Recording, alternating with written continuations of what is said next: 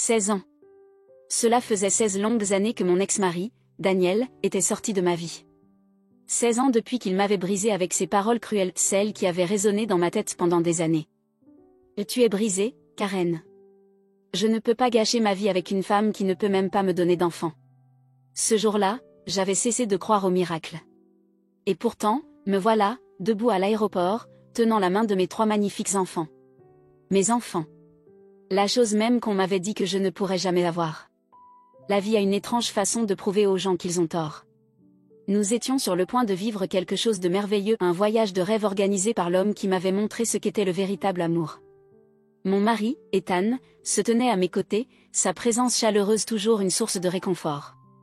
Il avait été mon roc, ma guérison, ma seconde chance au bonheur. Et c'est à ce moment-là, alors que j'ajustais le sac à dos de mon plus jeune fils, que je l'entendis une voix du passé. Karen. Je me retournai, mon souffle se coupant dans ma gorge. Il était là. Daniel. Mais il n'était plus l'homme dont je me souvenais, l'homme arrogant et sûr de lui qui m'avait laissé me sentir insignifiante. Non, ce Daniel portait un uniforme de concierge, ses mains agrippant un balai comme si c'était son dernier espoir. Son visage était marqué par l'âge et quelque chose d'autre, quelque chose qui ressemblait beaucoup au regret. Ses yeux se posèrent sur mes enfants, une lueur d'incrédulité traversant son regard. « Ce sont tes enfants ?» demanda-t-il, sa voix à peine un murmure. Avant que je ne puisse répondre, Ethan se plaça à mes côtés, posant doucement une main dans le creux de mon dos. « Chérie, allons-y. Le vol pour ton voyage de rêve va bientôt partir. » Le visage de Daniel devint livide. Je pouvais voir les rouages tourner dans sa tête, la réalisation s'infiltrer lentement en lui comme un poison. Il m'avait quitté toutes ces années auparavant, persuadé que je ne pourrais jamais connaître le bonheur, l'accomplissement. Et pourtant, me voici, preuve vivante que la vie m'avait offert tout ce qu'il pensait que je n'aurais jamais. Je pris une profonde inspiration, serrant un peu plus la main d'Ethan. Le passé n'avait plus aucun pouvoir sur moi. Mais Daniel ? Il ressemblait à un homme hanté par ce qu'il avait perdu. Et ce n'était que le début de notre histoire. Alors que nous avancions vers notre porte d'embarquement, je sentais toujours le regard brûlant de Daniel sur mon dos. Le poids de son regard était suffocant, et pourtant, je refusais de me retourner. Je ne lui devais rien. Ni mon attention, ni mes paroles, pas même un instant de mon temps. Mais mes enfants innocents et curieux avaient déjà remarqué la scène. Ma fille aînée, Émilie, qui venait tout juste d'avoir 14 ans, leva les yeux vers moi avec curiosité. « Maman, tu connais cet homme ?» J'hésitai une fraction de seconde, mais Ethan me serra la main, comme pour me rappeler que je n'étais pas seule. Je pris une inspiration, choisissant mes mots avec soin. « Oui, ma chérie. Il a fait partie de ma vie, il y a longtemps. » Émilie, toujours aussi perspicace, fronça les sourcils. « C'était un ami ?» Je déglutis avec difficulté. « Ami ?» Le mot me semblait tellement étranger quand il s'agissait de Daniel. Non, pas vraiment. C'était quelqu'un que j'ai bien connu, autrefois. Heureusement, mes 2 plus jeunes Liam, 10 ans, et Ava, 6 ans, étaient bien trop excités par le voyage pour s'attarder sur la conversation. Ils tiraient déjà sur mes mains, impatients d'atteindre la porte. « Maman, on va vraiment voir la tour Eiffel ?» demanda Ava, ses grands yeux bruns pétillants d'excitation. Je lui souris et hochai la tête, repoussant le poids persistant du passé. « Oui, ma chérie. On y va. » Mais alors que nous continuions à avancer, je ne pouvais m'empêcher de sentir que Daniel nous observait toujours, noyé dans la réalisation de ce qu'il avait perdu. Et au fond de moi, je savais que cette rencontre ne serait pas la dernière. Quand nous sommes finalement montés à bord de l'avion, je pensais avoir laissé cette étrange rencontre derrière moi. Ethan et moi avons installé les enfants à leur siège, leur rire et leur bavardage emplissant l'air, l'excitation prenant le dessus. Mais alors que je jetais un dernier regard vers le terminal avant le décollage, je l'aperçus. Daniel se tenait près de la vitre, me fixant à travers le verre, son expression indéchiffrable. Une lueur traversa son visage, du regret, du désir, ou peut-être simplement de l'incrédulité. Mais quoi que ce fût, c'était trop tard.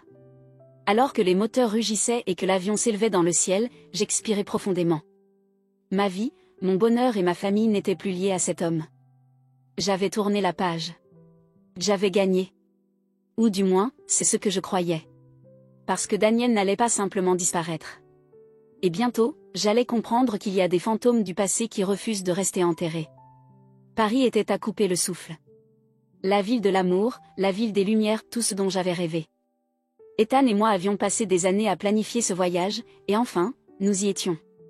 Les enfants étaient émerveillés, pointant du doigt chaque artiste de rue, chaque bâtiment imposant, leur enthousiasme contagieux. Mais malgré la beauté qui m'entourait, une ombre persistait dans mon esprit. Daniel. C'était absurde. Il n'était rien de plus qu'un fantôme de mon passé, un souvenir fané qui ne devrait plus avoir d'emprise sur moi. Et pourtant, je ne pouvais pas me débarrasser de cette sensation étrange, ce malaise qui s'était installé en moi depuis cette rencontre à l'aéroport. Et puis, c'est arrivé. Nous étions assis dans un petit café près de la Seine, savourant un café l'après-midi pendant que les enfants dégustaient leur pâtisserie. Le soleil baignait les rues d'une lumière dorée, et pour un instant, je me laissais aller à la détente. Jusqu'à ce que je le voie. De l'autre côté de la rue, debout près d'une librairie. Daniel. Mon souffle se coupa. Mon esprit se mit à tourner à toute vitesse. Ce n'était pas possible. Il n'avait aucune raison d'être ici. Aucune raison logique. Et pourtant, il était là, me regardant droit dans les yeux. Ethan remarqua immédiatement mon changement d'attitude. Karen ? Qu'est-ce qu'il y a ? Je clignai des yeux, secouant la tête. Rien, mentis-je. J'ai cru voir quelqu'un que je connaissais. Mais au fond de moi, je savais que ce n'était pas mon imagination. Daniel était ici. Et il n'en avait pas fini avec moi. Je me suis dit que c'était une coïncidence. Un tour joué par mon esprit. Après tout, Paris était une destination touristique majeure. Des milliers de personnes y passaient chaque jour. Quelles étaient les chances que Daniel nous ait suivis jusqu'ici ? Et pourtant, ce malaise continuait de me ronger, comme une flamme qui ne s'éteint jamais complètement. Ethan, lui, était parfaitement inconscient de mes pensées, trop absorbé par notre voyage de rêve pour remarquer la tension qui me nouait l'estomac. Les enfants aussi, émerveillés par la magie de la ville. Mais alors que nous nous promenions le long de la Seine, mes yeux ne cessaient de scruter la foule, cherchant un visage familier. Cette nuit-là, après que les enfants se furent endormis, Ethan et moi nous installâmes sur le balcon de notre chambre d'hôtel, savourant un verre de vin sous la lune parisienne. Il prit ma main, traçant des cercles apaisants sur ma peau du bout du pouce. « Tu es bien silencieuse aujourd'hui. Quelque chose te tracasse ?» J'hésitais. Je ne voulais pas gâcher notre voyage avec des fantômes du passé. « Ce n'est rien », mentis-je en forçant un sourire. « Je suis juste submergée par la beauté de cet endroit. » Ethan eut un petit rire et déposa un baiser sur mes doigts. « C'est vrai que c'est magnifique, hein ?» J'acquiesçai, me blottissant contre lui. Mais même en fermant les yeux, le visage de Daniel continuait de hanter mon esprit. Le lendemain matin, nous avons emmené les enfants au Louvre. J'ai essayé de me plonger dans l'art, de me laisser happer par la beauté des lieux, mais cette impression d'être observé ne me quittait pas. Chaque fois que je me retournais, je ne voyais que des inconnus, absorbés par leur propre émerveillement. Mais en quittant le musée, ma plus grande peur se confirma. Il était là. Daniel. Il se tenait près de l'entrée, son regard braqué sur moi avec une intensité qui me coupa le souffle. Il avait changé, plus vieux, marqué par la vie, mais cette même amertume flottait sur son visage. Cette fois, je refusai de fuir. Je demandai à Ethan d'emmener les enfants acheter une glace et m'avancer vers Daniel, le dos droit, le regard dur. « Qu'est-ce que tu fais ici ?» soufflai-je, furieuse. Son regard vacilla d'une émotion que je ne parvins pas à déchiffrer. « Je devais te revoir. »« Les biens, c'est fait, » rétorquai-je sèchement. « Maintenant, pars. » Il laissa échapper un rire sans joie. « Tu as vraiment eu 3 enfants ? Toi ? La femme qui était censée être stérile ? » Ces mots me piquèrent, mais je refusai de le laisser voir l'effet qu'il me faisait. « Oui. Et je suis plus heureuse que je ne l'ai jamais été. Un bonheur que tu ne pourras jamais me voler. » Il fit un pas en avant, baissant la voix. « As-tu déjà pensé à moi, Karen ? À ce que nous avons perdu ? » Je ravalai la colère qui montait en moi. « Non, Daniel. J'ai passé 16 ans à apprendre à t'oublier. Et j'y suis arrivée. » Il blêmit, et pour la première fois, je vis dans ses yeux le poids de son regret. Mais je ne restai pas pour entendre son excuse suivante. Je me détournai et marchai vers la famille que j'avais construite, la vie que j'avais méritée. Et Daniel ? Il n'était plus qu'un fantôme. Je pensais que ce serait la fin de cette histoire. Mais le lendemain matin, une lettre fut glissée sous la porte de notre hôtel. Mon estomac se noua lorsque je la ramassai, mes doigts tremblants en reconnaissant l'écriture que je n'avais pas vue depuis des années. Karen. Je sais que je ne mérite pas que tu me consacres ton temps. Mais j'ai besoin de te dire quelque chose. S'il te plaît, rencontre-moi une dernière fois. Daniel. Je fixai le papier, mon cœur battant à tout rompre. J'aurais dû le jeter. J'aurais dû l'ignorer. Mais quelque chose, au fond de moi, murmurait que ce n'était pas encore terminé. Et je ne savais pas si je voulais vraiment que ça le soit. Je restais ainsi, la lettre entre les mains, incapable de me décider. J'avais passé des années à enterrer mon passé, à bâtir une vie loin de la douleur que Daniel m'avait causée. Et pourtant, en un seul instant, il était parvenu à se frayer un chemin à nouveau dans mon monde. Ethan bougea dans son sommeil à côté de moi, avant de passer un bras autour de ma taille et de murmurer d'une voix ensommeillée. « C'est quoi ça ?» Je marquai une hésitation, puis pliai la lettre avant de la poser sur la table de nuit. « Rien. Juste un vieux fantôme qui tente de me hanter. » Il fronça légèrement les sourcils et caressa doucement mon dos. « Daniel ?» J'acquiesçai. Ethan soupira, s'asseyant pour passer une main dans ses cheveux en bataille. « Tu veux lui parler ?»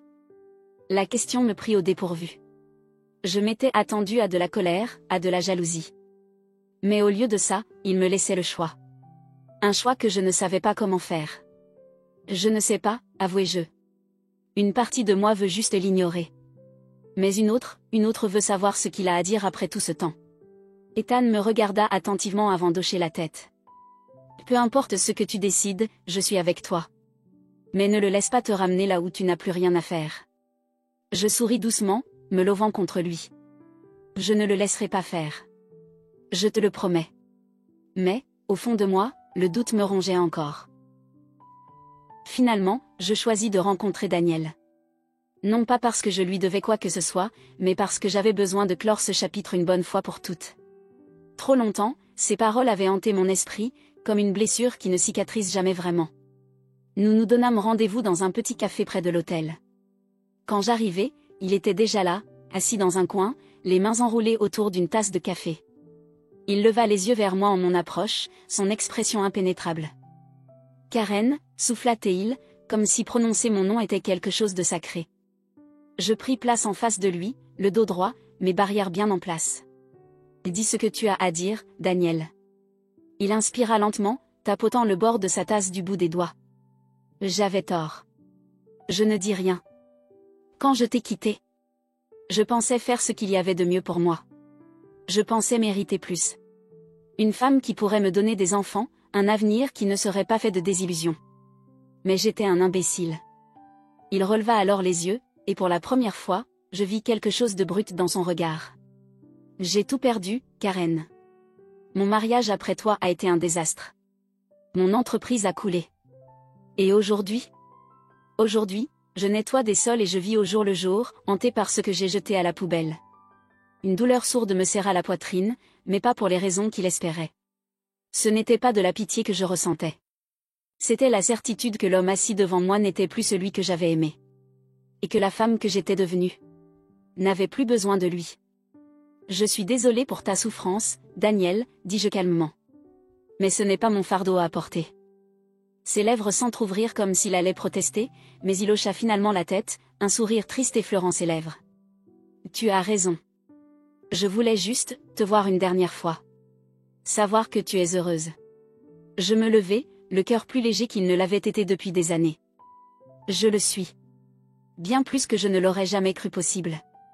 Et sur ces mots, je tournai les talons, laissant Daniel derrière moi pour de bon. Quand je revins à l'hôtel, Ethan m'attendait, les bras ouverts, son amour inébranlable. Tandis que je me blottissais contre lui, une vérité profonde s'imposa à moi. Daniel avait été un chapitre de ma vie, mais il n'avait jamais été destiné à en être toute l'histoire. Cette nuit-là, alors que nous étions allongés ensemble, le passé relâcha enfin son emprise sur moi. J'avais gagné. Pas de la façon dont Daniel avait perdu, mais en construisant quelque chose de beau malgré la douleur. Et ça, c'était la plus grande victoire de toutes. Le matin suivant ma rencontre avec Daniel, je me réveillais plus légère que je ne l'avais été depuis des années. C'était comme si le poids de mon passé s'était enfin envolé, laissant place à une liberté nouvelle. Ethan dormait encore à côté de moi, sa respiration régulière un doux réconfort dans le silence de la chambre. Je me levai discrètement et me dirigeai vers le balcon, laissant l'air frais de Paris emplir mes poumons. La ville s'éveillait, vibrante de vie, un rappel que quoi qu'il arrive, la vie avançait toujours. Alors que j'observais le soleil peindre le ciel de teintes dorées et rosées, une évidence me frappa, la fermeture d'un chapitre ne dépendait pas d'excuses. Elle ne dépendait pas d'entendre quelqu'un dire « j'avais tort ». La véritable fermeture, c'était moi qui la décidais. Moi qui choisissais, une fois pour toutes, d'arrêter de regarder en arrière. Et c'était ce que je faisais. Quand Ethan et les enfants se réveillèrent, nous passâmes la journée à créer des souvenirs, une balade à vélo le long de la Seine, une visite à Montmartre, et une dégustation des meilleures pâtisseries que Paris avait à offrir. Le poids de ma rencontre avec Daniel s'était totalement dissipé, ne laissant que le plaisir du moment présent. Ce soir-là, alors que nous dînions dans un petit restaurant caché dans un coin tranquille de la ville, Ethan me prit la main. « Tu sembles différente aujourd'hui » observa-t-il, son regard rempli d'une chaleur bienveillante. « Je me sens différente, avouai-je. Je crois que j'ai enfin lâché prise. » Ses doigts se resserrèrent autour des miens. « Je suis fière de toi. » Une boule se forma dans ma gorge face à ces mots, face à l'amour inconditionnel que je lisais dans son regard. Daniel m'avait un jour fait croire que je n'étais pas digne d'amour. Mais Ethan m'avait prouvé que l'amour véritable ne dépendait pas de conditions. C'était un choix. Et chaque jour, il me choisissait. Le dernier jour à Paris, alors que nous terminions de faire nos valises, mon téléphone vibra. Mon estomac se serra en voyant le nom qui s'affichait. Daniel. Un instant, j'hésitais à ignorer le message. Mais quelque chose me poussa à le lire. Karen. Je voulais simplement te dire merci. Merci d'avoir accepté de me voir. De m'avoir laissé entrevoir la vie que tu as construite. J'avais besoin de savoir que tu étais heureuse et maintenant que je le sais, je peux enfin avancer. Je ne te souhaite que le meilleur. Daniel. Je fixai le message longuement avant de taper une réponse. Prends soin de toi, Daniel. Puis, dans un souffle profond, je supprimai son numéro pour de bon. Notre vol de retour fut ponctué de rires et de nos enfants endormis, blottis contre nous. Lorsque l'avion atterrit, je tournai la tête vers Ethan et lui adressai un sourire. Nous rentrions à la maison, mais quelque chose en moi avait changé. Je n'étais plus hantée par le passé. J'avançais enfin, pleinement et complètement. Les enfants coururent devant nous alors que nous traversions l'aéroport, leur excitation débordante. Ethan entrelaça ses doigts aux miens. « Prête ?» demanda-t-il. Je levai les yeux vers lui, vers l'homme qui m'avait tout donné sans jamais me demander de changer, et hochai la tête. Plus que jamais. Les années passèrent. Nos enfants grandirent. Notre amour se renforça. Et jamais, pas une seule fois, je ne me retournai avec regret. Un soir, alors que nous étions assis sur le porche de notre maison, regardant le soleil disparaître à l'horizon, Ethan se tourna vers moi.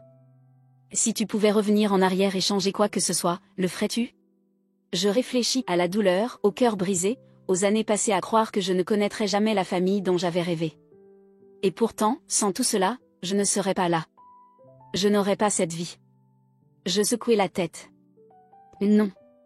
Parce que chaque pas, chaque blessure m'a mené à toi. À ça.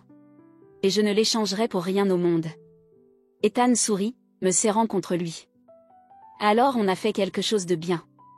Et sous les étoiles scintillantes, c'était ça, mon vrai bonheur. La vie que j'avais toujours méritée. Et enfin, pour de bon, j'avais laissé le passé derrière moi.